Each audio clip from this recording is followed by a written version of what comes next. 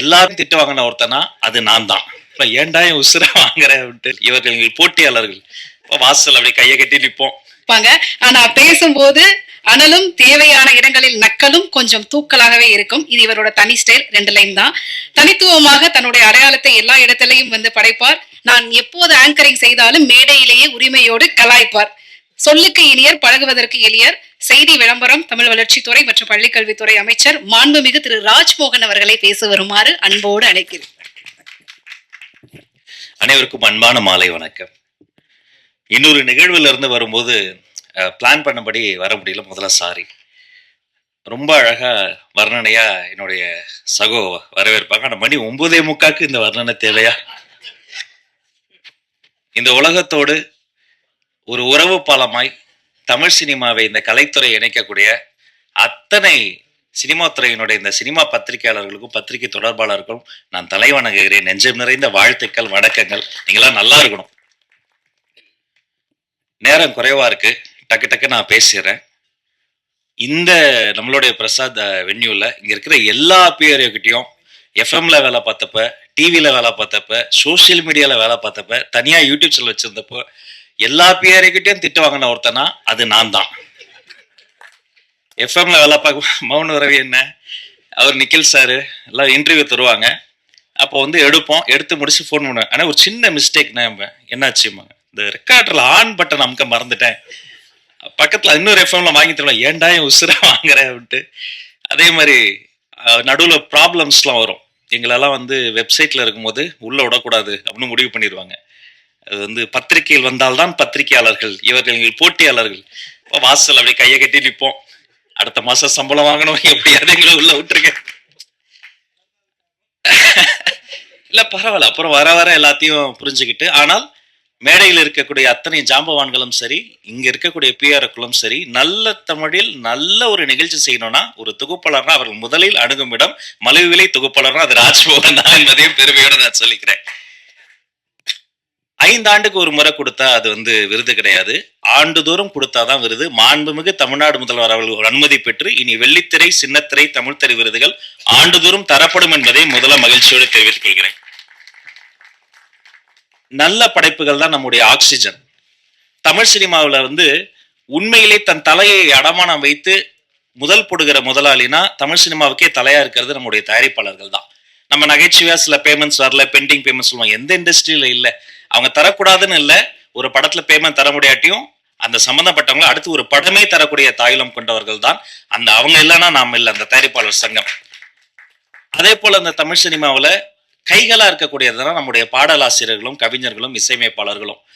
படத்திற்காக ஓடியதா, இளையராஜாவின் பாடலுக்காக ஓடியதான்னு தெரியாத பல ஒண்டர்ஃபுல் மேஜிக்ஸ் தமிழ் சினிமாவில் இருக்கு. அவங்க இல்லைன்னா நாம இல்லை. இந்த தமிழ் சினிமாவை தாங்கி ஓடக்கூடிய கால்கள் அப்படின்னா எங்களுடைய ஃபைட் மாஸ்டர்ஸும் டான்ஸ் மாஸ்டர்ஸும் அப்படி ரத்தத்தை வேர்வையா கொட்டி ஓடி ஓடி உழைச்சி ஓடிக்கிட்டே இருப்பாங்க. அப்ப இந்த தமிழ் சினிமாவினுடைய வயிறு யாரு? Production department. 5 பேர் இருந்தா கேரவனுக்குள்ள சாப்பாடு, 50 பேர் இருந்தா கேரவன் பக்கத்துல சாப்பாடு, 500 பேர் இருந்தா சாப்பாடு எப்படியாவது போட்டுருவாங்க. காந்தி படத்துல கிளைமேக்ஸ்ல 1,00,000 பேர் நடிச்சிருக்கிறாங்க. இந்தியாவில ஷூட் நடந்திருக்கு. எப்படி காலைல பிரேக்ஃபாஸ்ட் கொடுத்திருப்பாங்க, மதியம் லஞ்ச் போட்டிருப்பாங்க, சாப்பிட்டு முடிக்கும்போது கடலை முட்டை எப்படி கொடுத்திருப்பாங்க, யோசித்தே பார்க்க முடியாது. அப்படிப்பட்ட இந்த சினிமாவினுடைய நாடி நரம்பெல்லாம் ஓடிக்கொண்டு இருப்பது இந்த தமிழ் சினிமாவினுடைய அன்சங்கட ஹீரோஸா இருக்கக்கூடிய, இந்த ரத்தமாக இருக்கக்கூடியதுன்னா நீங்க தான், பிஆர்ஓஸ் தான். நீங்க ஓடி ஓடி இங்க போகணும், அங்க போகணும், ப்ரொமோஷன் போகணும், ஓடிக்கிட்டே இருப்பீங்க. சினிமாவினுடைய இதயம் யாரு? உண்மையிலேயே தன்னுடைய இதயத்தை பற்றி கவலைப்படாத இயக்குனர்கள் தான். அந்த இதயம் ஓடிக்கிட்டே இருக்கும். எப்படியாவது ஒரு நல்ல படத்தை எடுத்துட முடியாதான்னு 40-50 வருஷம் சாலிகிராமத்தினுடைய காவேரி கார்னர்ல சுற்றி கொண்டிருக்கக்கூடிய அண்ணன்களை நான் அறிவேன். இந்த மொத்த சினிமாவினுடைய உடலுக்கு ஒரு அழகான ஒரு ஸ்கின் வேணும் இல்லையா? அது நம்ம மேக்கப் டிபார்ட்மெண்ட். அப்படி அவங்க டச் பண்ணும்போது அப்படி சாமியை கும்பிட்டுட்டு அந்த ஃபர்ஸ்ட் அப்படி ஒரு பொட்டு வைக்கும் போது நாமளும் ஒரு நாள் பெரிய ஆர்டிஸ்ட் ஆகணும், ஒரு ஆர்டிஸ்டுக்கு ஒரு பெரிய நம்பிக்கை வரும். சரி, இது எல்லாமே இருக்கு. அப்படிப்பட்ட இந்த சினிமாவினுடைய ஆக்சிஜன் யாரு? துணை இயக்குனர்கள். டைரக்டர் இல்லாம கூட ஒரு 2 மணி நேரம் சமாளிச்சு சில ஷாட்ஸ் எடுத்துருவோம்.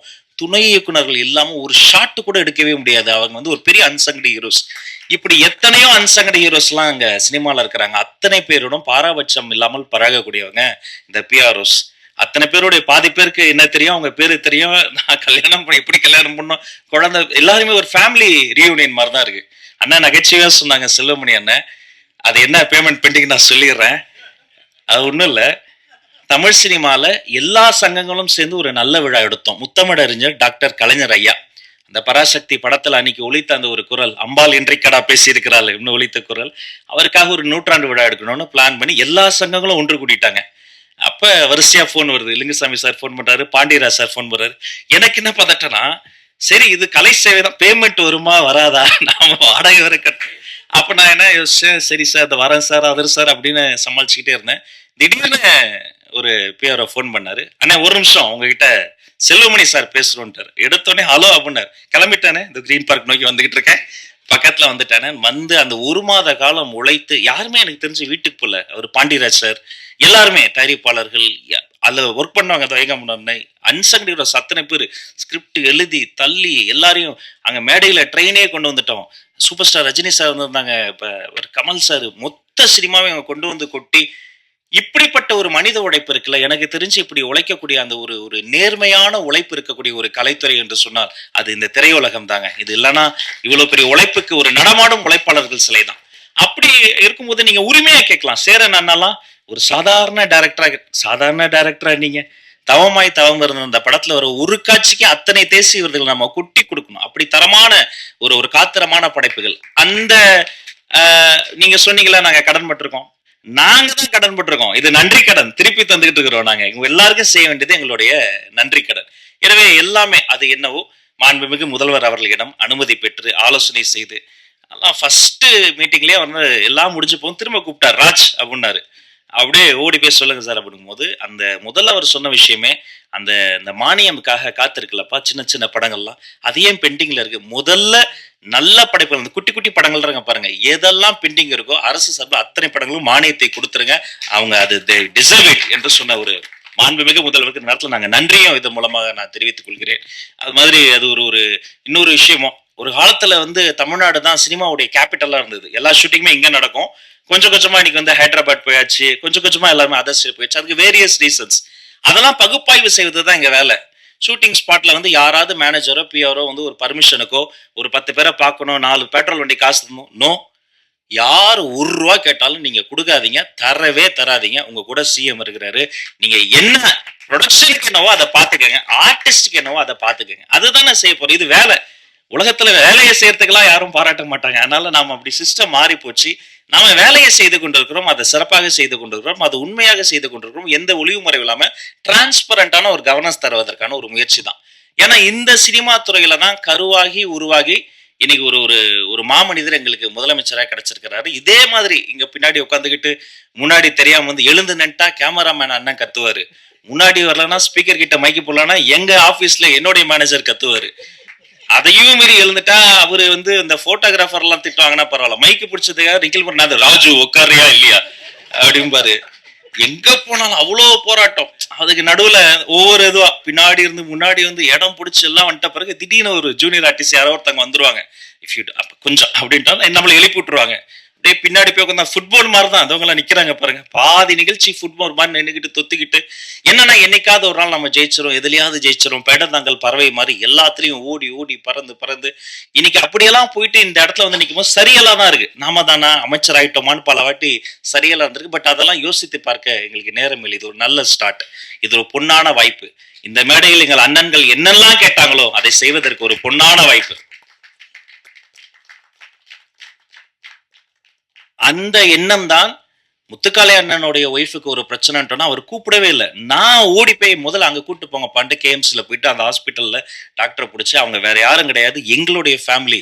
அவர் நடிகரா பக்கத்து ஒரு மிகப்பெரிய ஒரு ஒரு கல்வியாளர்னு சொல்லி நின்னதா இருக்கட்டும். அவர் பாவாலட்சுமணன் அண்ணன் கூடலாம் நான் ஒரு படம் கூட ஒர்க் பண்ணதே இல்லை. எம்எல்ஏ ஹாஸ்ல கொடுத்துட்டேன், நீ என்ன ரோட்ல நிக்கிற, நீ வான உள்ள வேணா, கேப்டன் தானா, கேப்டன் சார்பா தானே நாங்களாம் இருக்கிறோம், அவர் படங்கள்லாம் பார்த்து ஏகலைவனா வளர்ந்தவங்க தானே, நீ நில்லுன்னு சொல்லிட்டோம். பாரதி ராஜா ஐயா மறைந்த போதும் பாக்கியராஜ் சார் மறைந்த போதும் ஓடோடி போய் முதல்ல நின்று முழு அரசு மரியாதை கொடுத்தது எங்க கடமை. அவங்களுக்கு செய்யாம நாங்க வேற யாருக்கு செய்ய போறோம்? ஏன் இந்த எல்லாரும் வந்து சினிமாக்கு இப்படி பண்றோம் அப்படி பண்றோம்லாம் நினைப்பாங்கலாம் சொல்லாதீங்க. நான் பள்ளிக்கல்வித்துறை அமைச்சர். அரசு பள்ளியில படிக்கிற ஆட்டிசம் குழந்தைங்க இருக்காங்க பாருங்க, அவங்கள வந்து என் ரூமுக்கு எந்த குழந்தை வந்தாலும் டக்குன்னு ஒரு குட்டிச்சாரு போட்டு பக்கத்துல உட்கார வச்சிரும், சாக்லேட்ஸ் வந்துடும், ரொம்ப நேரம் பேசுவோம். அந்த அப்பா அம்மா முதல்ல கொஞ்சம் டார்ச்சர் பண்ணுவாங்க, ஏய் அமைச்சருக்கு வணக்கம் சொல்லு, அதை சொல்லு, இதை நான் சொல்லுவேன், நீ கொஞ்சம் நேரம் சும்மா இருக்க சொல்லு, நீ அப்படி உட்காரு இன்னும் ஜாலியா பேசிட்டு இருப்போம். ஆட்டிசம் குழந்தைகள் வந்தா அந்த இடம் ரொம்ப சிரமமா இருக்கும். இப்ப நம்ம இப்படி டெக்கோரமா பேசுறோம்ல, அவங்களுக்கு அது புரியாது. நம்ம கண் பார்த்து பேசுவோம், அவங்க ஃபேன் பார்த்து பேசுவாங்க. திடீர்னு கத்துவாங்க. மத்த சின்ன சத்தம் கேட்டா பேனிக் ஆவாங்க.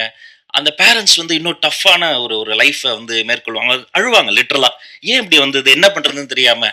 அப்போ ஒரு நாள் வந்து ஒரு அதிகாரி வந்து ஒருத்தர் வந்து சொன்னார். ஒரு நல்ல ஐடியா குடுத்தார். நம்ம எம்ஜிஆர் ஃபிலிம் இன்ஸ்டிடியூட்ல அரசு பள்ளியில் படிக்கும் ஆட்டிசம் குழந்தைகள செலக்ட் பண்ணி போய், அவர்களுக்கு ஒரு உலக சினிமா போட்டோம்.